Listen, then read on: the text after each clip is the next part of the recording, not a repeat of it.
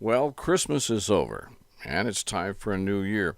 Hey, any chance you might be retiring this year, next year, within 5 years, maybe 10?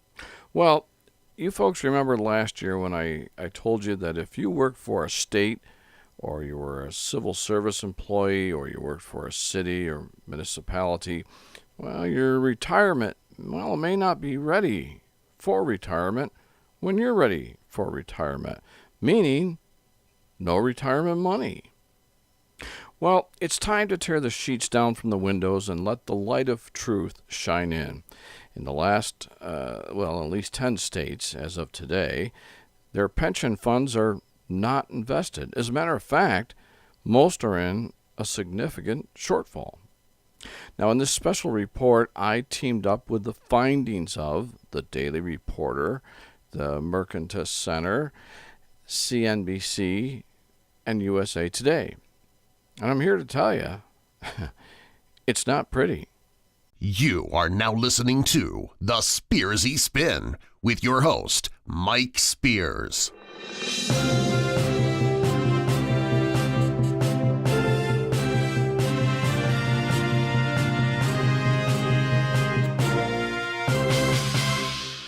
Where did the money go? That's the question tonight many across the fruited plain are asking. Good evening, folks, and welcome to the Spearsy Spin. Well, for the last year, we've heard and read news about the city of Detroit. Now, the city of Detroit for 28 years has been under the control of the tax and spend liberals, and now they are broke. Pay close attention to what I tell you tonight about Detroit, because their financial woes most likely are coming to a city near you, and very soon. The problem? Well, the city of Detroit, they ran out of money. And this problem's it's been going on forever, taxing and spending for decades. And now it's reached the point where others had to step in to clean up, the waste and, some collusion. Now, city leaders, they tried to fix the financial problem, cutting city services and, of course, more borrowing. But the financial wildfire continued. Now, at one point, the city spent more money than it received. And if you do that in your household, well, it probably won't work out too well. And the problem for Detroit has only worsened over the last few years. Now, a detailed review of the city's finances from back in February of 2013, concluded that Detroit is and was in a financial emergency without a plan to fix its financial problems. Now, the two big death blows to Detroit were that they spent more money than they took in, and then they said, hey, we spent more money than we took in. We better borrow some money to pay off our debts, which was okay, except, they didn't have money to pay back the loan that they just got to pay off the debts they couldn't pay because they had been spending more than they took in. Now, this is all according to the Kresge Foundation, as well as many major media outlets. So, this isn't something we're just pulling out of the air here. But here's what's resulted from this financial embarrassment. In 1950, the census for Detroit showed there in the city of 1,849,000 people. In 2016, that figure was reported to be only 713,777 people. And it appears as though it was mostly working people that left Detroit. So who does that leave? And the businesses, they're pretty much all gone. All gone for the most part, I guess. And now on to California. Now, the following contains excerpts, and these are courtesy of the Daily Reporter. A new report shows that the California Public Employees Retirement System, known as CalPERS, received less than 1% on its investment, putting the country's biggest pension fund at a stunning $100 billion shortfall. This means no dinero, or very little, for the pensioners, if way too many retire all at once. Now, California is ranked among the top 9 states with the worst fiscal condition by the Mercatus Center as of June 1st. The following states also made the top 9, and they are Connecticut. Now, Connecticut has a total debt of $21 billion. They have $103 billion in unfunded liabilities and other retirement benefits, and they have a $505 deficit per capita outstanding bill. And when we come back, we'll tell you all about Massachusetts, what they're doing, but we'll also get down to the nitty-gritty of the worst 5 states as far as finances go in the United States. We'll be right back.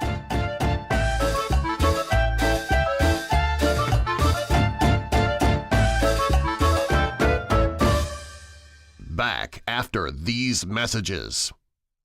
I'm a mom, and just like millions of other women, that's why I own guns. We're responsible, we're law-abiding, and we're everything that makes America strong. Every day, we're willing to use a firearm to defend our families. But the media will never tell those stories. If a mom puts a gun to the face of a home-invading thug and makes him run for his life, the story gets buried. But if she's unarmed and murdered, the cameras will be at the scene before the police. It's time for moms like me to speak out. We are the majority. We demand the freedom to defend our families, and we challenge the media to tell the truth about our rights. I'm the National Rifle Association of America, and I'm freedom's safest place. Tell your friends and neighbors about the Spearsy Spin.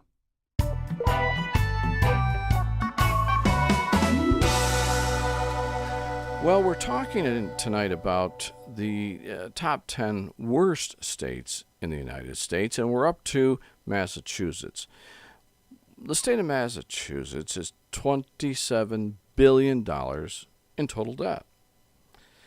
And along with that, they have $191 billion in unfunded liabilities and other retirement benefits. Now, they have a $342 deficit per capita. So that means everybody's walking around with this price figure on their head. Now, New Jersey, well, not so bad. I mean, they have about $42 billion in total debt, $255 billion in unfunded pension liabilities and other retirement benefits, and they have an almost $400 deficit per capita. Now, Illinois, and keep in mind that Chicago is located in Illinois, they have $36 billion in total debt. But they also have $333 billion in unfunded pension liabilities and other retirement benefits. But here is the weird part of this with Illinois. They show only a $40 deficit per capita. So I'm not really sure how that would all work, but I suppose it's how you do the numbers.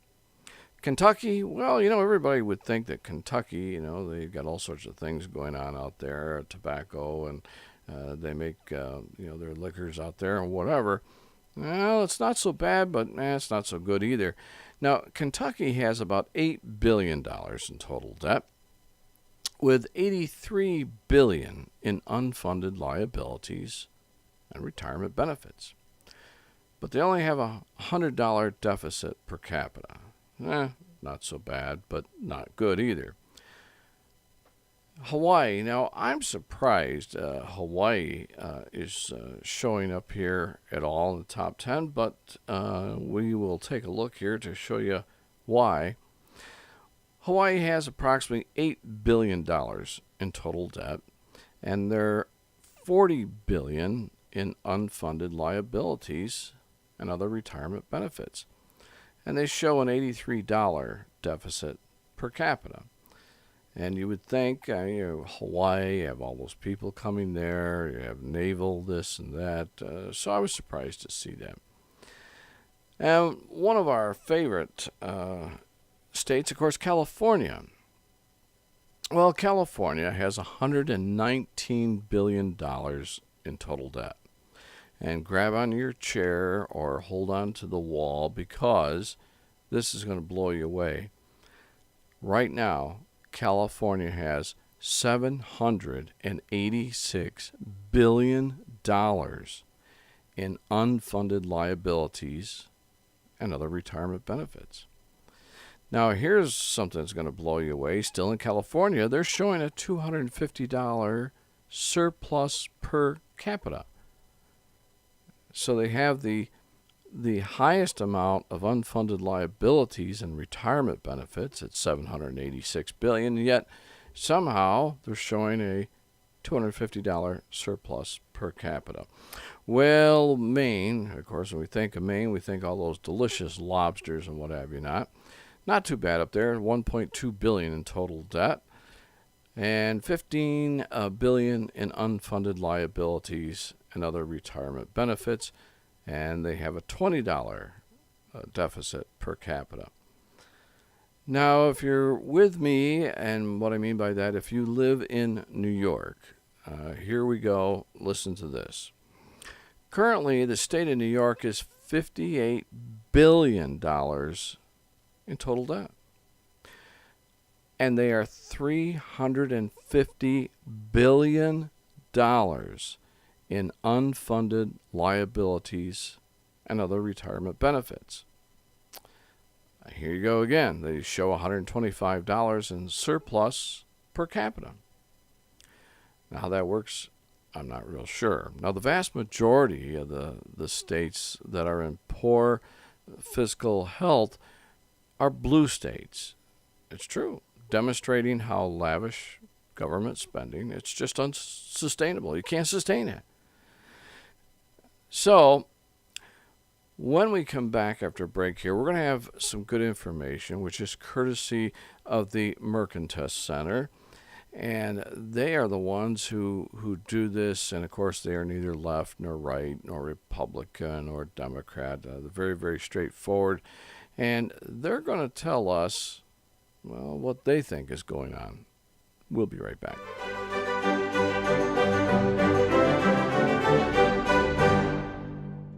Tell your friends and neighbors about the Spearsy Spin. Honey, come in here and listen to this guy.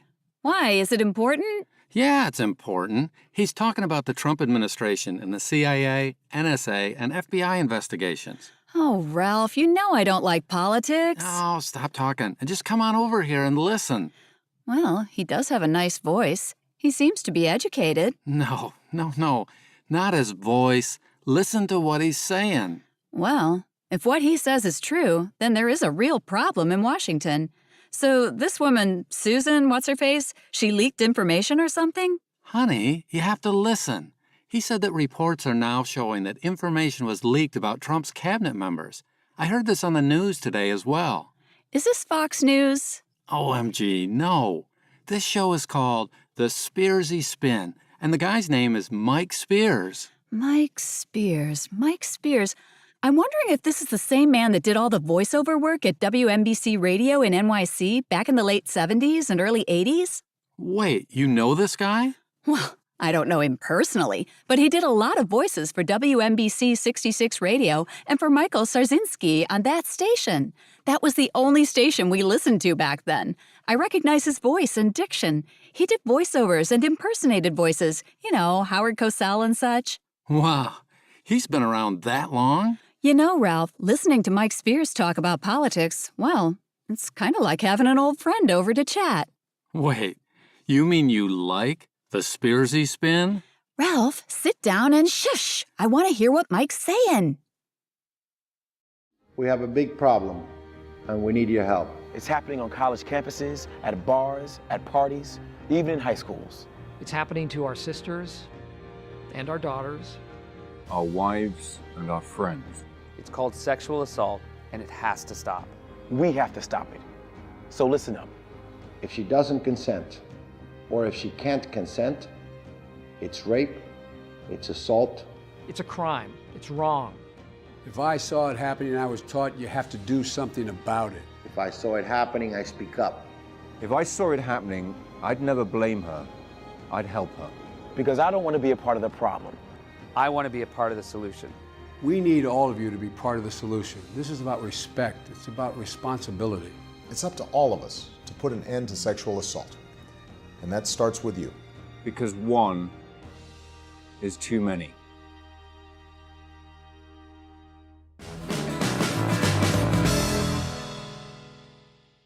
Well, we're back, and we're talking about the good folks at the Mercatus Center.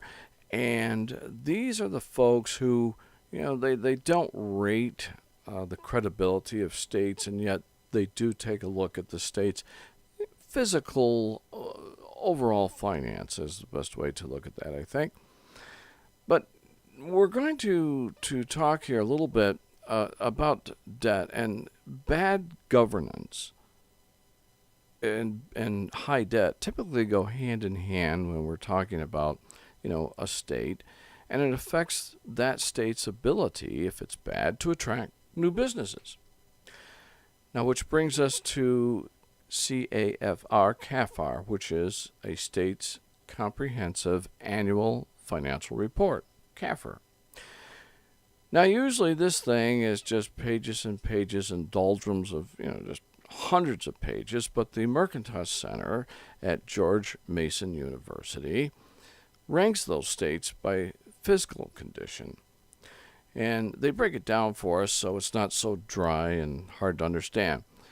Now, Florida ranks first as the most fiscally healthy state. New Jersey, the lowest. The group ranks each state's financial health based on short and long-term debt, but also on unfunded pensions and health care benefits that are in the red. Growing long-term pensions and health care benefits, they continue to strain any state's finances. And another way that the Mercatus Center determines a state's financial health is as follows. They look at cash solvency. Does a state have enough cash on hand to cover its short-term bills? Budget solvency. Can a state cover its fiscal year spending with current revenues, or does it have a budget shortfall? Long-run solvency. Can a state meet its long-term spending commitments? Will there be enough money to cushion it from economic shocks or other long-term fiscal risk? Service level solvency. How much fiscal slack does a state have to increase for spending if its citizens decide they want more services? How large are each state's unfunded pension and health care liabilities? This is everything that they look at when making determinations to rate different states with regard to whether they are in really good shape, moderate shape, or in very poor shape. But not all is gloom and doom. Now, here are the top 5 states, and they are Florida, North Dakota, South Dakota, Utah, and Wyoming. Now, they rank in the top 5 states. These states have higher levels of cash, they have low unfunded pensions, and they have strong operating positions. Why? Well, here is what we know. We know that low debt and a strong cash position helps to maintain fiscal discipline. We also know that oil and gas revenues play a role in short-term fiscal health. Pensions and health care still pose long-term challenges to top-performing states, but while these top 5 states are considered fiscally healthy, they have significant amounts of cash on hand and relatively low short-term debt obligations. And of course, each state, especially Wyoming, faces substantial long-term challenges related to its pension and health care benefits. Now, the bad bottom 5 states that we'll tell you about in just a minute. Don't miss even one show. Subscribe to the Spearsy Spin now. Hello, this is Captain Jack Sparrow. See, you've already met this dastardly scoundrel who calls himself Mike Spears. That would mean that you're listening to the Spearsy Spin. Right. By my reckoning, if you give a thumbs up and subscribe, this would make you one of the crew. Savvy? America was founded to escape the elites, but today they run our country. There is no longer any difference between our politicians and the elite media who report on them, and the Hollywood elites who bankroll them both. They work together in some newsrooms and boardrooms and Washington backrooms and star-studded champagne fundraisers to decide for the rest of us what's news and what's not, what's true and what's not, who gets protected, who goes to prison, who gets our money, and who gets our vote. These elites threaten our very survival, and to them we say, we don't trust you, we don't fear you, and we don't need you. Take your hands off our future. I'm the National Rifle Association of America, and I'm freedom's safest place. Well, we're back and we're talking tonight about, the top 10 worst states in the United States, and we've talked about the top 5 states. Now it's time to talk about, the bad or the bottom 5 states. Now, the bottom 5 states are listed as Maryland, Kentucky, Massachusetts, Illinois, and New Jersey. They make up the bottom 5 states largely because of their low cash on hand, and they have massive debt obligations. So each one of these states, they exhibit serious signs of fiscal distress. With the large liabilities and low or no cash on hand, they raise serious concerns about their ability to pay bills, that is, pensions especially. Now, the unfunded liabilities continue to be a problem. They have high deficits, all their other debt obligations, but everything comes back to these unfunded pensions and health care benefits, and that is going to cause these states to fail. Now, each of these 5 states holds hundreds of billions of dollars in unfunded liabilities, and it's a significant risk to taxpayers and those wishing to retire if you're employed at the county or state level. However, you noticed New York State is no longer in the bottom 5 due to improvements in budget solvency. That is, new and more taxes. That's exactly what that means. Illinois and New Jersey, now they have improved slightly in the last couple of years, but they remain in the bottom 5. Massachusetts also remains in the bottom 5, and it's slightly worse than even last year. Now, we got a couple side notes here from our good friends at CNBC, and they chime in with a report, of course, that richer states have more debt. And most of the debt is in mortgages. So think about that. Richer states have more debt, and most of that debt is in mortgages. Now we turn over to USA Today to get their take on all this, and, well, there are reports that Wall Street has for 7 straight years. Well, they've reviewed the outcomes and the conditions of every state in the country, ranking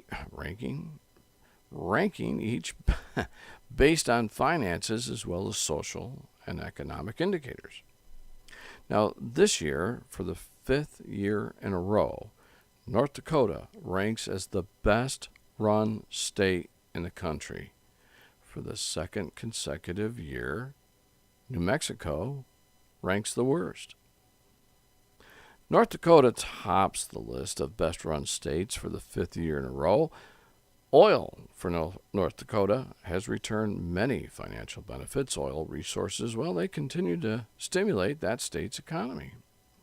The unemployment rate in North Dakota remains lower than any other state, and the median home value in North Dakota surged by 40% over the past 5 years.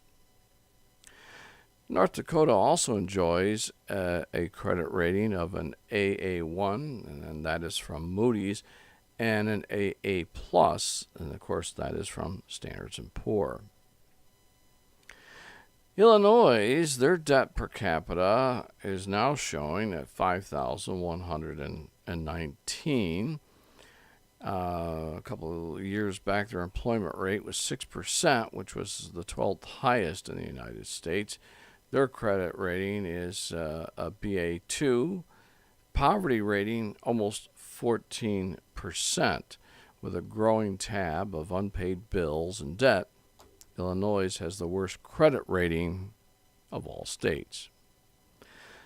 And besides the very bad management at the state level in Illinois, the state's housing markets are in some stage of foreclosure in Illinois, the worst foreclosure rate of all the states. The state's labor force has also declined over the past 5 years, and the unemployment rate was conservatively reported at 5.5%, and that's as of October, highest in the nation. When we come back, we are going to talk about Illinois a little bit more, and also we'll talk about Chicago, and we'll also talk about the liberal tax and spend policies.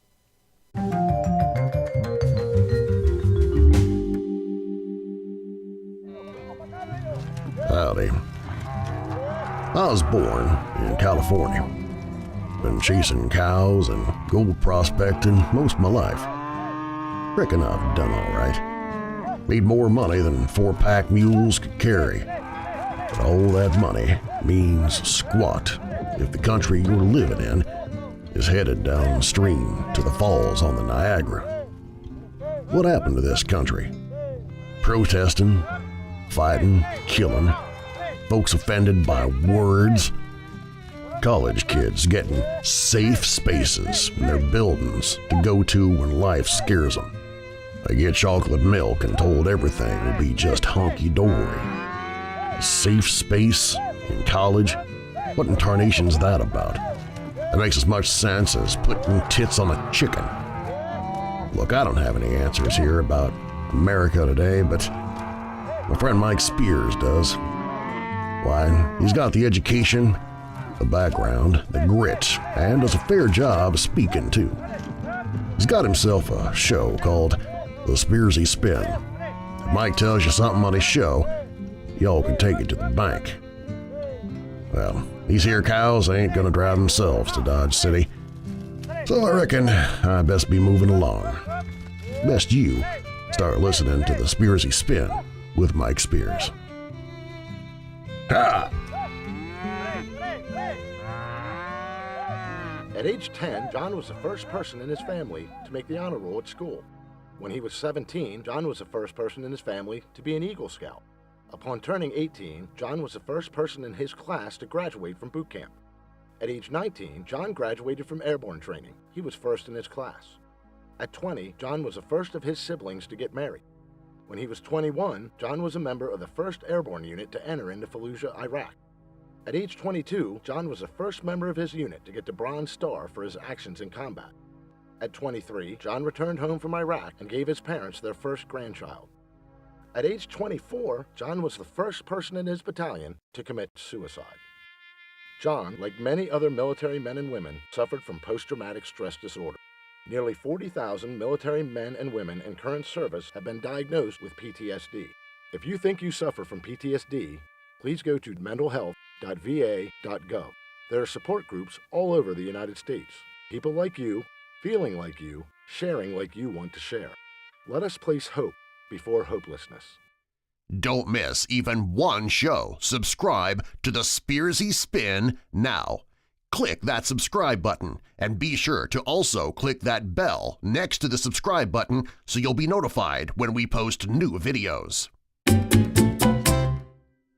Well, tonight we're talking about the top 10 worst states in the United States with regard to monies and revenue and debts. And we also talked about the 5 best states, and we talked about the greatest state as far as being money-wise.